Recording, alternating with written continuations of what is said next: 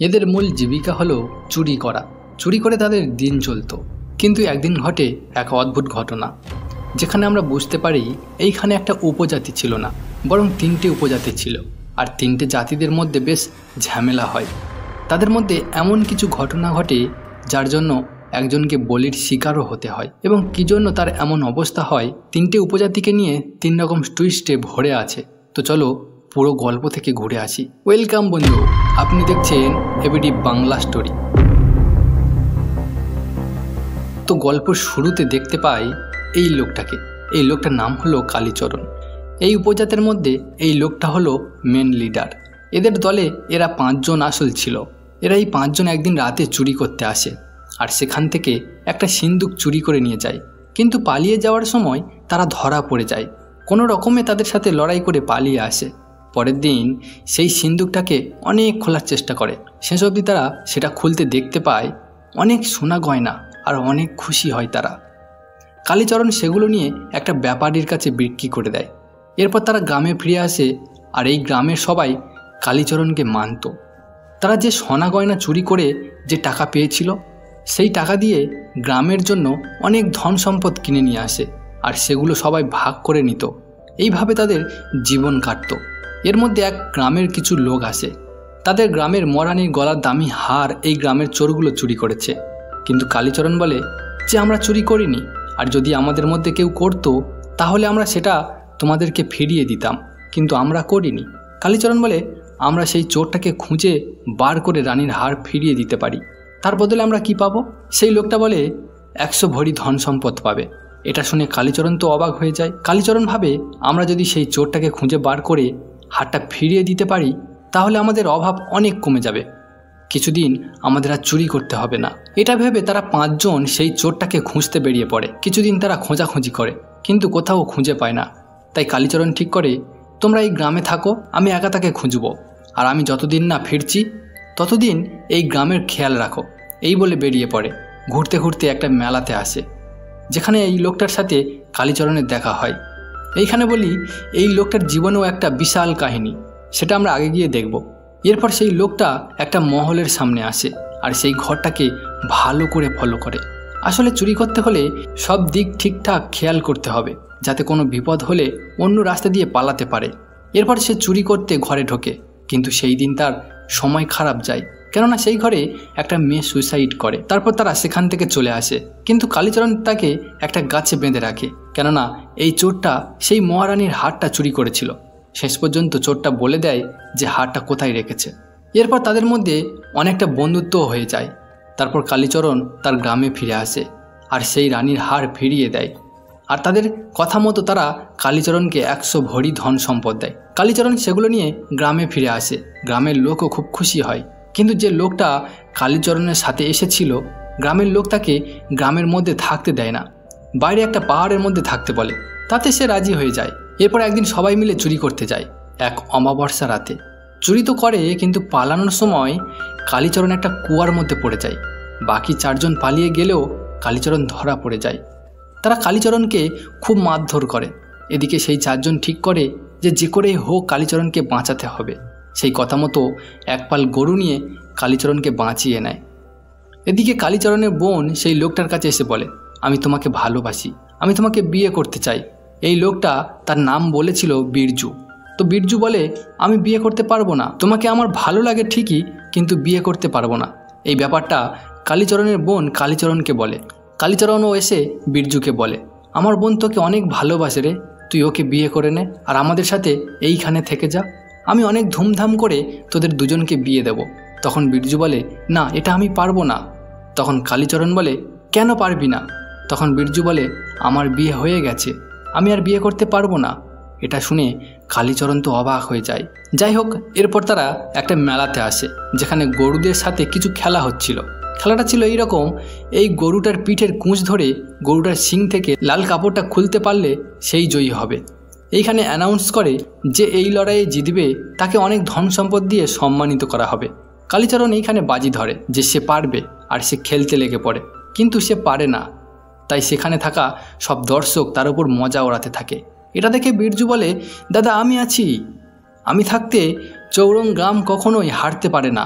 আমি চৌরঙ্গামের একজন। এরপর বিরজু জিতে যায়, কিন্তু বিরজু সেখানে একটা সত্যি কথা বলে দেয়, যেটার জন্য সে এতদিন বেঁচে ছিল। এখান থেকে গল্পের মোড় অন্যদিকে বাঁক নেয়।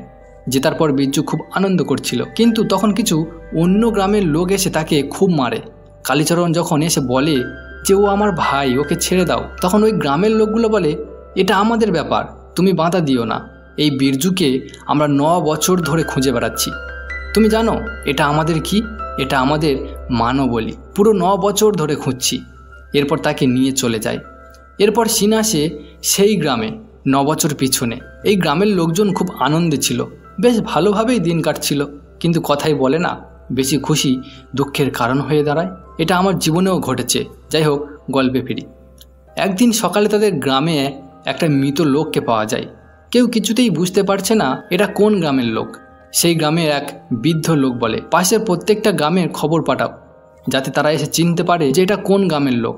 প্রত্যেক গ্রাম থেকে লোক আসে, কিন্তু কেউ তাকে চিনতে পারে না। একটা গ্রামের লোক চিনতে পারে, সেই গ্রামের নাম হলো ছতরপুর। সেই গ্রামের লোক বলে এটা আমাদের আত্মীয়, আর তোমাদের গ্রামে তার লাশ পাওয়া গেছে। তোমরা মেরেছো আমাদের এই লোককে, আমরা তোমাদেরকে ছাড়বো না। এটা নিয়ে তাদের মধ্যে বেশ লড়াইও হয়। এরপর তারা ন্যায় পাওয়ার জন্য একটা ধর্মঘট করে। তারপর তাদের সরকার আসে। আসলে যে খুনটা হয়েছে সেটা আসলে এই গ্রামের লোক করেনি, এটাই সত্য। তাই রাজা একটা বচন রাখে, যেহেতু ডেড বডি ওই গ্রাম থেকে পাওয়া গেছে, তাই সরকার বলে যখন আমাদের গ্রামে ভালো কিছু হয় বা খারাপ কিছু হয়, তখন আমরা দেবতাকে খুশি করার জন্য বলি দিই। শুধু এটা নয়, আমাদের পুরাণেও আছে যে কোনো ঘর বানাতে গেলে, কুয়া বানাতে গেলে কত লোককে বলি দেওয়া হয়েছে। এটা তোমরা সবাই জানো। তাই গ্রামের ভালোর জন্য তোমাদের মধ্যে একজনকে বলি দিতে হবে, তারপর ন্যায় হবে, মানে হিসাব সমান সমান হবে। যেহেতু এটা তাদের সরকারের কথা, তাই তারা স্বীকার করে নেয়। আপনি আমাদের সরকার, আপনার কথা আমরা কখনো অস্বীকার করিনি, তাই আমরা আপনার কথাকে স্বীকার করছি। এইখানে বলে রাখি, এর ভিতরেও রহস্য আছে, সঙ্গে থাকো, দেখতে পাবে। এরপর তারা তাদের মৃত লোককে নিয়ে চলে যায়। আর ওই গ্রামের লোকরা ঠিক করে যে আমরা ওই ছতরপুর গ্রামের সাথে লড়াই করতে পারবো না, আর যদি লড়াই হয় তাহলে আমাদের অনেক লোকসান হবে। আমরা চাই না যে লড়াই হোক, তাই আমাদের মধ্যে একজনকে বলি দিতে হবে। এরপর তাদের মধ্যে যে ইয়ং ব্যাচের ছেলেরা আছে তাদেরকে ডাকা হয়। এদের মধ্যে ঠিক করা হবে যে কাকে বলি দেওয়া হবে। এরপর তারা একটা পাথর নিয়ে নিজের নাম বলে একটা ঝুড়ির মধ্যে ফেলে। এবার তাদের মুখিয়াজি সেই ঝুড়িটাকে ওপরের দিকে ছোঁড়ে, আর যে পাথরটা ঝুড়িতে পড়বে তাকে বলি দেওয়া হবে। আর ওপরে ছোঁড়ার পর দেখা যায় শিবা যে পিলা পাথরটা রেখেছিল সেটা ঝুড়ির মধ্যে পড়েছে। এখন শিবাকে বলি দিতে হবে। তার পরদিন সরকার আসে, এসে বলে কাকে ঠিক করলে? তারা বলে শিবাকে। এদিকে শিবার গার্লফ্রেন্ড ছিল। শিবার গার্লফ্রেন্ড খুব কষ্ট পায়, কিন্তু তার গার্লফ্রেন্ড বলে আমি শিবাকে বিয়ে করব। তো বন্ধু, গার্লফ্রেন্ড হতে হলে এমনই হওয়া উচিত। কেন বললাম? অন্তত যাকে মন থেকে ভালোবেসেছো তার সাথে কিছু মুহূর্ত কাটাতে পারবে। তবে আমারটা ছিল খুব ভীতু, আমি তাকে পাইনি। যাই হোক, তারপর তারা বিয়েও করে নেয় আর কিছুটা এনজয়ও করে। এরপর সিন সেখানেই আসে যেখানে সেই লোকটা খুন হয়েছিল, যার জন্য শিবাকে আজ বলির কাঠগড়ায় দাঁড়াতে হয়েছে। যাই হোক, তাদের বিয়েও হয়ে যায়। এদিকে শিবা খুঁজতে থাকে যে আসল খুনিকে, যার জন্য শিবার আজ এই অবস্থা হয়েছে। এরপর শিবা আর তার বন্ধু মিলে এই লোকটাকে জিজ্ঞাসা করে যে সেই দিন রাতে কি হয়েছিল। লোকটা বলে আমি শুধু সেই দিন রাতে তাকে বলেছিলাম যে অত ধারে শুয়ো না, কিছু কামড়ে দিতে পারে, ব্যাস এতটুকু। এরপর শিবা আর তার বন্ধু মিলে তাদের বাড়ি আসে যে খুন হয়েছিল। এখানে এসে তার মাকে বলে যে আমরা তোমার ছেলেকে খুন করিনি, তোমার ছেলেকে অন্য কেউ খুন করেছে, আর তার দোষ আমাকে নিতে হয়েছে। কিন্তু এদিকে তাদের গ্রামের কিছু লোক তাদেরকে দেখতে পায় এবং তাদের পিছু করতে থাকে। শেষমেশ তারা পালিয়ে আসে। এবার ঘটনা আসে এইখানে। আসলে কিছুদিন আগে এই গ্রামে একটা ডামরুওয়ালা আসে, আর তার মেয়ের সাথে ওই লোকটার রিলেশান ছিল। এই মেয়েটার বাবা সেটা জানতে পারে, আর সেটা নিয়ে তাদের গ্রামের মধ্যে বেশ ঝামেলা হয়। তাই তারা ওই গ্রাম ছেড়ে চলে আসে। কিন্তু এই লোকটা তার মেয়ের পিছু ছাড়ে না। তারা যেখানে যায় এই লোকটা ঠিক সেখানেই চলে আসতো। এইভাবে তারা একদিন একটা পাহাড়ি এলাকায় চলে আসে। আর এদিকে শিবারাও তাদের সন্ধান পেয়ে তাদের কাছে এসে জিজ্ঞাসা করে তোমরা কেন মেরেছ ওই লোকটাকে? কিন্তু এরা বলে আমরা ওকে মারিনি। এরপর সিন আবারও বর্তমানে আসে। কালীচরণ তাদের সাথে লড়াই করে বিরজুকে বাঁচিয়ে নিয়ে যায়। সিন আবার আগে চলে আসে, আর একটা দিন পর শিবার বলির সময় চলে আসে। এদিকে এই লোকটা ওই দিন সেই লাশের থেকে একটা হাড় নিয়েছিল, যেটা ছিল কিনা আসলে ওই খুনিটার। শিবা সেটা নিয়ে একটা মেয়ের কাছে যায়, যে কিনা কি একটা করে বলে যে এটা সেই লোকটার হার, আর লোকটা হলো কিনা সেই সরকার। লে ঠেলা, কোথাকার জল কোথায় এসে গড়াচ্ছে। শিবা সেখান থেকে সোজা সরকারের ঘরে আসে আর বলে, এবার আমি সব জানতে পেরে গেছি, খুন করেছো তুমি আর আমাকে দোষী বানাচ্ছ। এটা শুনে তো রাজার হাওয়া ফুস। এইখানে বলি আসলে রাজা খুন করেছিল এই কারণে যে এই লোকটা এমন একটা সেন্ট বানাতো যার জন্য যে কোনো মেয়েকে বশ করা যেত। যাই হোক, তো তার সেন্ট শুঁকে রানী তো তার উপর পুরো ক্রাশ খেয়ে যায় এবং তার সঙ্গে এন্টিমেন্টও হয়। আর এটা রাজা জানতে পারে যে তার রানীর সাথে এই রকম করেছে। এই জন্য রাজা সেটা সহ্য করতে পারে না। তাই রাজা সেই সুযোগ নিয়ে সেই দিন রাতে ওই লোকটাকে ওই গ্রামে তাকে মেরে এসেছিল। আর এটাই ছিল রাজার সবচেয়ে বড় সুযোগ। এরপর রাজার সাথে শিবার বেশ হাতাহাতি হয়। এদিকে শিবার বলির দিন চলে আসে, কিন্তু শিবাকে কোথাও পাওয়া যাচ্ছে না।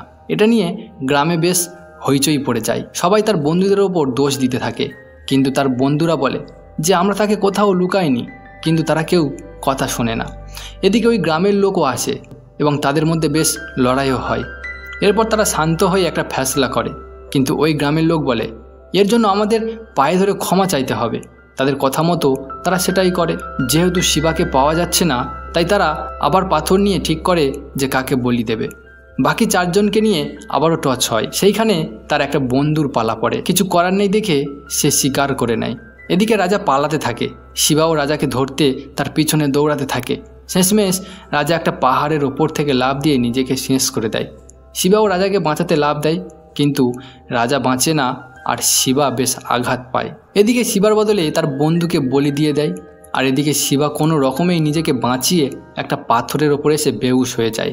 আর সেইখানে থাকা একটা লোক তাকে তুলে নিয়ে আসে আর শিবাকে সুস্থ করে তোলে। এরপর শিবা লুকিয়ে তাদের বাড়িতে আসে, তার বউ আর মায়ের সাথে দেখা করে। শিবার বাবা বলে, যদি তোমার বাচ্চার মুখ দেখতে চাও তাহলে 10 বছর তোমাকে লুকিয়ে থাকতে হবে। আর আমাদের পুরাণে কথা আছে, যদি 10 বছর পার হয়ে যায় আর তাকে যদি না পাওয়া যায় তাহলে তারপর তাকে বলি দেওয়ার নিয়ম নেই। যদি তুমি সেটা চাও তাহলে 10 বছর পর ফিরে এসো এই গ্রামে, এটা আমাদের পরম্পরা। ততদিন তোমাকে কোথাও লুকিয়ে রাখতে হবে। এরপর থেকে শিবা 10 বছরের জন্য পালিয়ে বেড়ায়, কিন্তু শেষমেশ তাকে ধরে ফেলে আর তাকে নিয়ে যায় শিবার সেই পুরানো গ্রামে, যেখান থেকে সে পালিয়ে গিয়েছিল 10 বছরের জন্য। কিন্তু তাও সে শেষ রক্ষা পেল না।